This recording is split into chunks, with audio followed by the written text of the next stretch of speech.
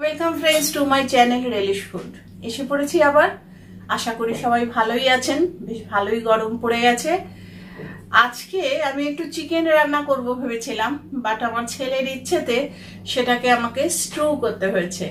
তো ওইটাই আমি বানিয়েছি, ওটাই আপনাদের সাথে শেয়ার করছি।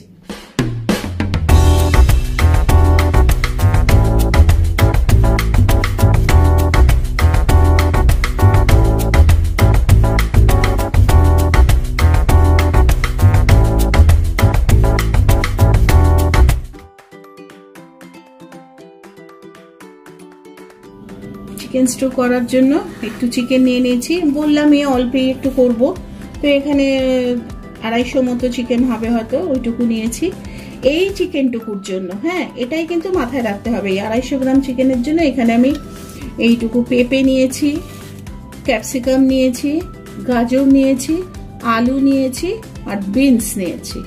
এগুলো হচ্ছে ভেজিটেবল। আর এখানে আমার লাগবে হচ্ছে এই পেঁয়াজ কুচি করে রেখেছি, 2টো টমেটো নিয়েছি, রসুন লম্বা লম্বা করে কেটে রেখেছি, আর স্পাইসের মধ্যে একটু জিঞ্জার গার্লিক পেস্ট রেখেছি, আর পেপারটা রেখেছি গোলমরিচের গুঁড়ো, ওটা ফ্রেশ ক্রাশ করে দেব বলে। আর ফোড়নে দেব হচ্ছে দারচিনি, লবঙ্গ, ছোট এলাচ, গোলমরিচ, এটা ফোড়নে দেব। তো কিরম কি করব সেটা এখন দেখাই। তাহলে স্ট্রুটা শুরু করার জন্য প্রথমে কড়াইতে বাটার দিয়ে নেব। কড়াইতে বাটার দিলাম। বাটারটা পুরো মেল্ট হয়ে আসার আগেই একটু ওয়েট করব। পুরোটা মেল্ট হওয়ার আগেই ফার্স্টে এর মধ্যে লবঙ্গ দিলাম, দারচিনি দিলাম,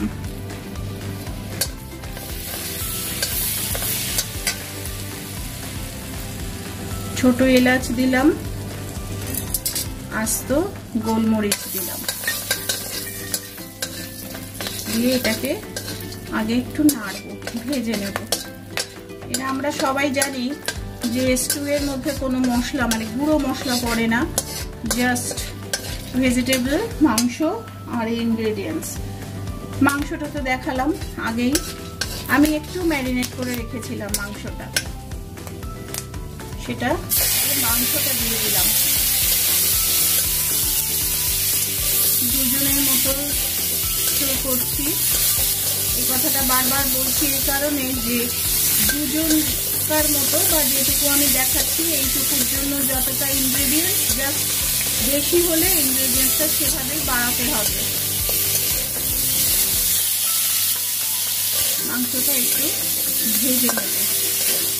যেহেতু স্টু খুব কড়া করে ভাজবো না, শ্যালো ফ্রাই হবে, বাট স্টিল ভাজতে হবে। তাহলে আমি আস্ত মশলাগুলো দিয়েই মাংসটা ছেড়ে দিয়েছিলাম। এবার এর মধ্যে পেঁয়াজ দেবো, কুচি করে রাখা বা স্লাইস করে রাখা পেঁয়াজটা দেব, রসুনটা দেব, দিয়ে আবার ভাজতে থাকবো। আমি আদা কুচি করে দেইনি, আদা কুচি করে দেওয়ার ব্যাপার ছিল, কিন্তু আমি সেখানে একটু জিঞ্জার গার্লিক পেস্ট দিচ্ছি। জিঞ্জার গার্লিক এমনিও দিয়েছি, একটু পেস্ট দিলাম, কারণ আদাটা ওই লম্বা লম্বা মুখের মধ্যে পড়লে ভালো লাগবে না। তবে এটা সম্পূর্ণ ব্যক্তিগত রুচি, যদি মনে করেন তাহলে আদাটাও ওই রসুনের মতো কুচি কুচি করে কেটে দিতে পারেন। যতক্ষণ না রসুনের গন্ধটা বেরোচ্ছে ততক্ষণ পর্যন্ত এরকমভাবে নাড়বো। এর মধ্যে অল্প একটু নুন অ্যাড করলাম, পরে টেস্ট করে দেখে নেব। কোনো জিনিসটাই ডিপ ফ্রাই করব না, তার জন্য ডাইরেক্ট পেঁয়াজটা আগে দিলাম না। এখন রসুন থেকে একটা সুন্দর গন্ধ বেরিয়ে গেছে। এবার সবজিগুলো সব একে একে দিয়ে দেব। প্রথমে আলু দিলাম, পেঁপে দিলাম, গাজর দিলাম, বিনস দিলাম, ক্যাপসিকামটা একটু পরে দেব।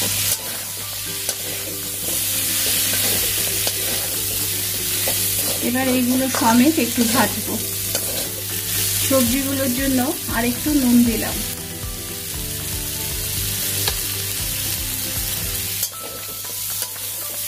চিকেন স্টু নতুন কিছু জিনিস নয়, আপনারা সবাই জানেন, শুধু আমি করছি আর আমি কেমন করে করছি এইটুকু শেয়ার করার জন্য দেখাচ্ছি। এটা নতুন কোনো ব্যাপার নয়।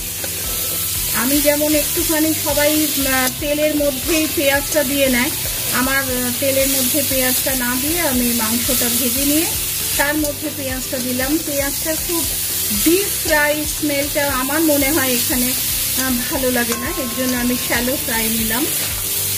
তরকারিগুলোকে মোটামুটি একটু সাঁতলে নিয়েছি। এখন এর মধ্যে একটুখানি গোলমরিচের গুঁড়ো দিলাম।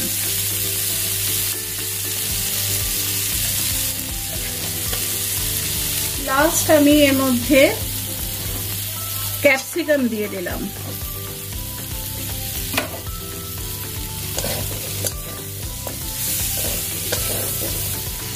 তাহলে এখন আমি এর মধ্যে জল অ্যাড করে দেবো। হ্যাঁ, জলটা অনেক দিতে হবে, স্টুতে জলটাই বেশি পড়বে যাতে সমস্ত সবজি মাংস সব জলে চুবে যায়।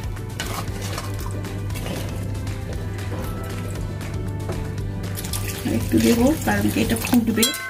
আমি কড়াইতে করছি, অনেকে এটা কুকারেও করেন। বারবারই একটা কথা বলবো, যদিও এটা জানাই কথা, এটা এমন কোনো নতুন রেসিপি নয়, সবাই এটা করেন। এর মধ্যে জানেন যে কোনো রকমের মশলা পড়ে না, মানে গুঁড়ো মশলা, লঙ্কা জিরে, তারপরে কি বলে ধনিয়া গুঁড়ো, জিরের গুঁড়ো, এই সমস্ত শুধুমাত্র আমরা যে আস্ত মশলা দিয়েছি সেটা, আর যা দেখালাম সবজি মাংস। আমি কুচি করে আদা না কেটে আমি জিঞ্জার গার্লিক পেস্ট দিয়েছি। তাহলে এটা এখন বাড়িয়ে দিয়েছি। এর মধ্যে এখন কটা লঙ্কা চিড়ে দিয়ে দিলাম। এটা এখন একটু সিদ্ধ হোক 10-15 মিনিট, তারপরে আবার দেখাচ্ছি। তাহলে মিনিট 15-20 পরে এসে ঢাকনাটা খুলে এখন আগে দেখবো যে সবজিগুলো সিদ্ধ হয়েছে কিনা। হ্যাঁ, তাহলে আগে পেঁপে দেখি, পেঁপে সিদ্ধ হওয়া মানে সবই সিদ্ধ হয়ে যাবে। হ্যাঁ, একদম সিদ্ধ হয়ে গেছে দেখা যাচ্ছে। তাহলে তরকারি সিদ্ধ নিয়ে যে পেঁপে সিদ্ধ হয়ে গেছে, আলু সিদ্ধ হয়ে গেছে, তার মানে চিকেনও তো সিদ্ধ হয়েই গেছে। এখন এই জায়গাতে আমি টমেটোগুলোকে অর্ধেক করে কেটে রেখেছি, এটা দিয়ে দিলাম।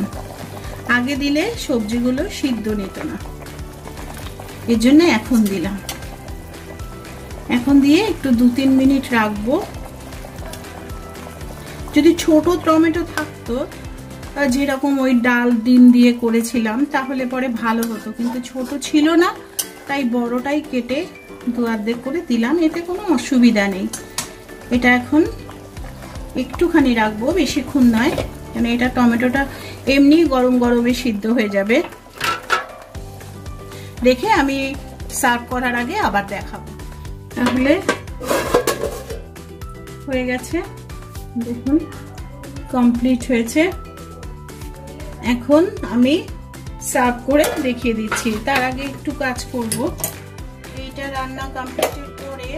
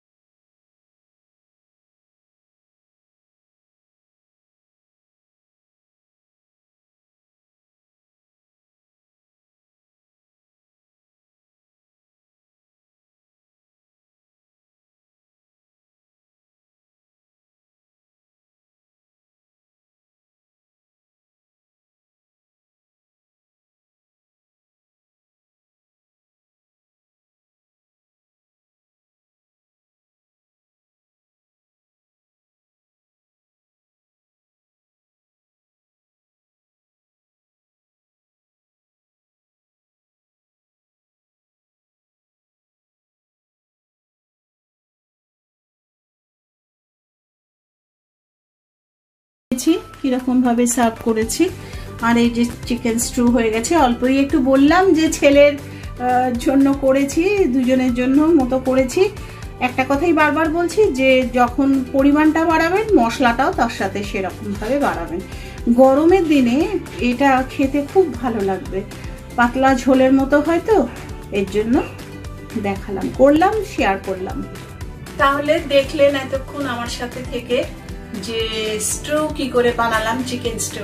অ্যাকচুয়ালি এটা তো সবাই জানেন, খুব কমন একটা জিনিস, এটা নতুন করে শেখানোর কিছু নেই। আমি করলাম, আমি তাই একটু শেয়ার করলাম।